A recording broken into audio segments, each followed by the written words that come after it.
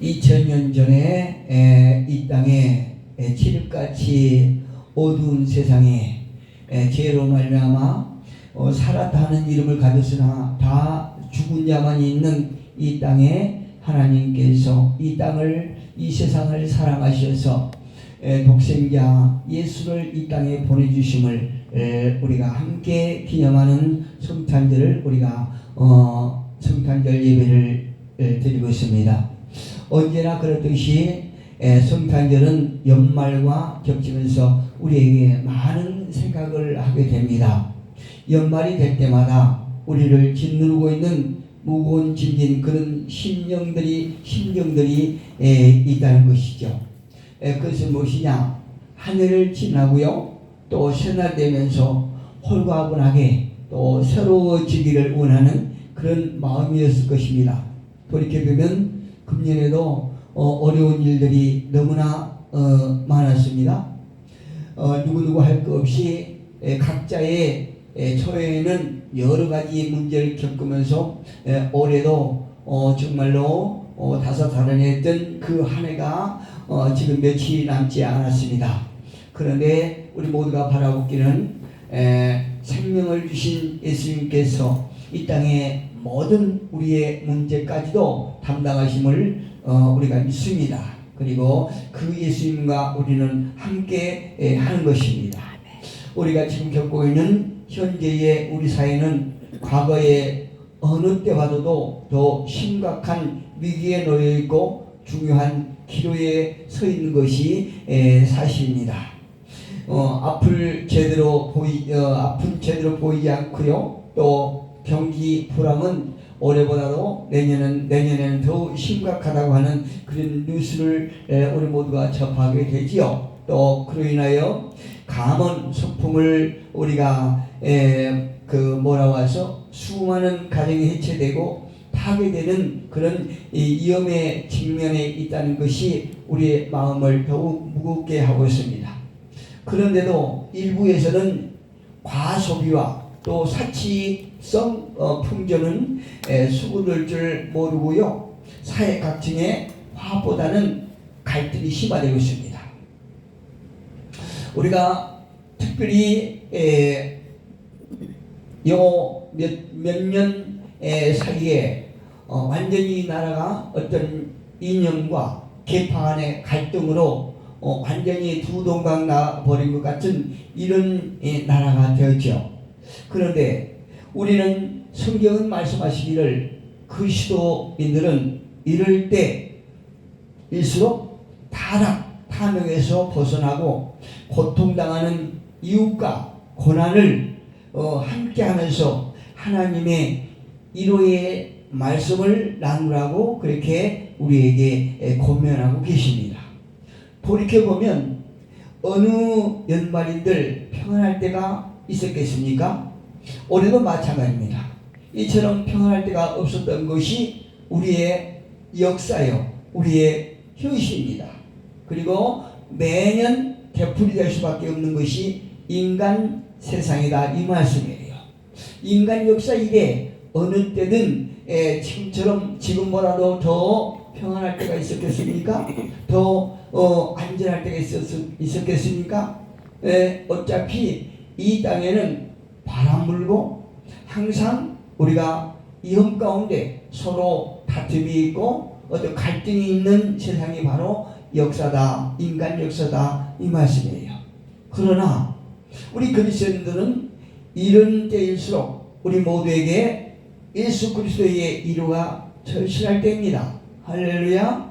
한 생명을 천하보다도 귀하게 여기시는 하나님의 사랑이 절실할 때다, 이 말씀이에요. 그리고 형제의 고통을 내 아픔으로 나누는 예수 그리스도의 사랑이 절실한 것입니다. 그리고 하나님은 저와 여러분에게 말씀하세요. 우리 안에 예수의 생명이 있으므로 그 예수의 생명을 모르는 자들에게 우리가 가지고 있는, 우리가 받은 예수의 생명을 전하라, 이렇게 말씀하고 계신 것입니다. 2000년 전에 유대 땅에만 아니라 바로 오늘 우리의 어두운 심령에 예수님을 모셔야 합니다.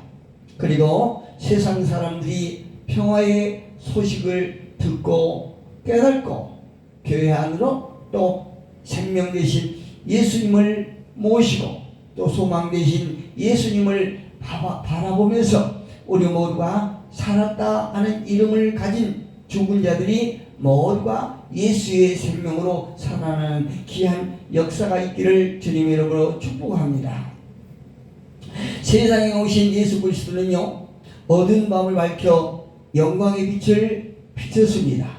그리고 그리스도 예수를 영접한 사람들에게는 어두움이 물러갔다고 오늘 본문에 말씀하고 계십니다.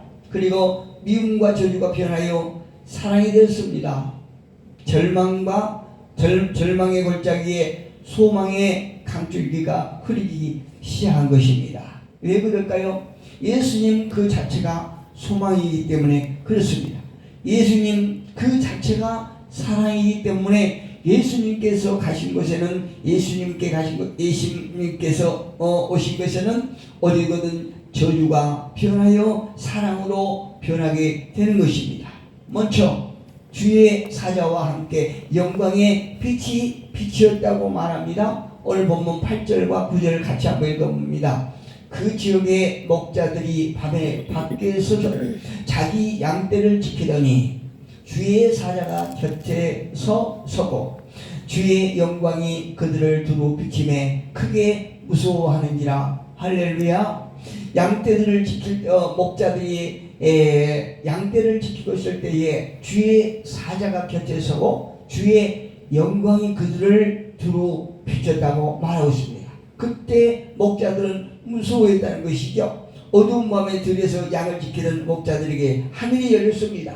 그리고 천사들이 나타나고 신비로운 빛이 그들 위에 비친 것이죠.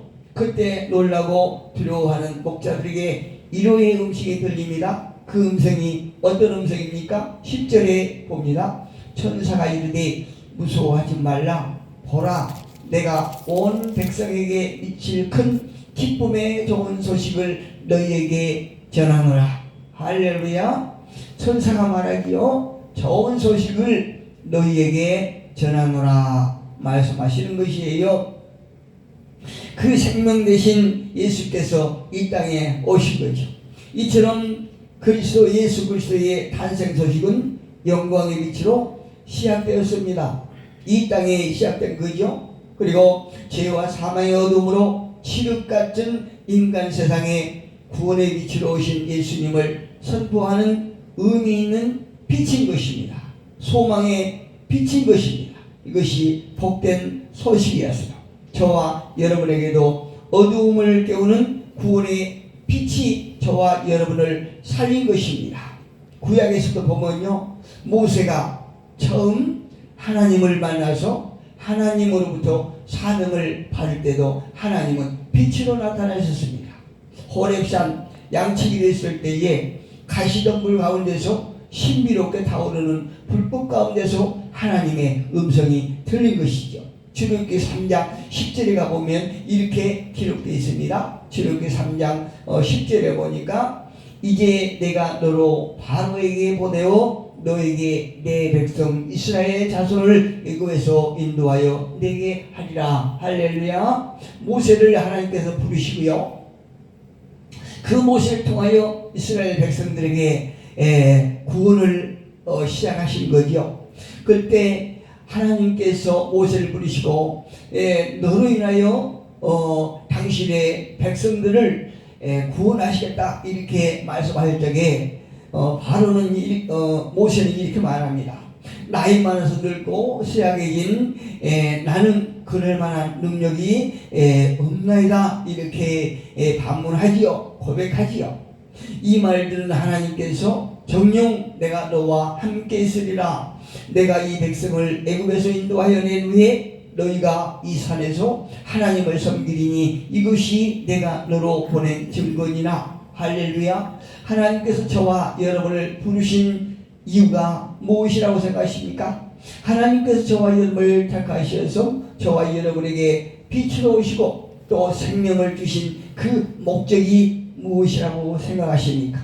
저와 여러분을 선택하시고 저와 여러분을 살리시며 하나님 백성 삼으시고 아직 그 좋은 소식을 듣지 못한 자들에게 예수의 좋은 소식을 전하기 위해서 저와 여러분을 택함을 믿습니다. 그리고 저와 여러분을 택하심이 하나님께서 살아계신 증거인 것입니다. 이처럼 불 가운데 찾아오신 하나님은요, 언약하신 그대로 불기둥과 구름기둥으로 광야 생활 40년 동안을 인도하시고 동행하셨습니다. 그때 이스라엘 백성들과 40년 동안 동행하시고 함께하시고 인도하셨던 그 하나님이 지금 저와 여러분과 동행하시고 또 그분이 영원히 우리와 함께하실 줄로 믿습니다. 빛 가운데 세상에 오신 예수님도요, 우리 인생의 광야길에 동행하여 주십니다.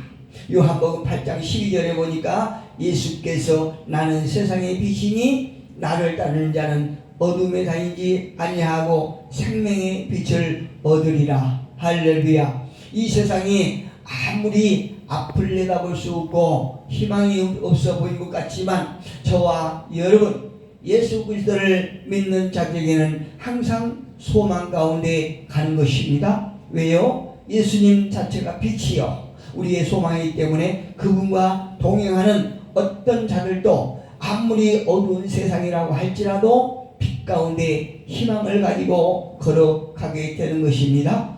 요한복음 9장 5절을 보니까 내가 세상에 있는 동안에는 세상의 빛이로다. 할렐루야. 예수 그리스도께서 이 땅에 계신 동안 그분이 빛이라는 것입니다.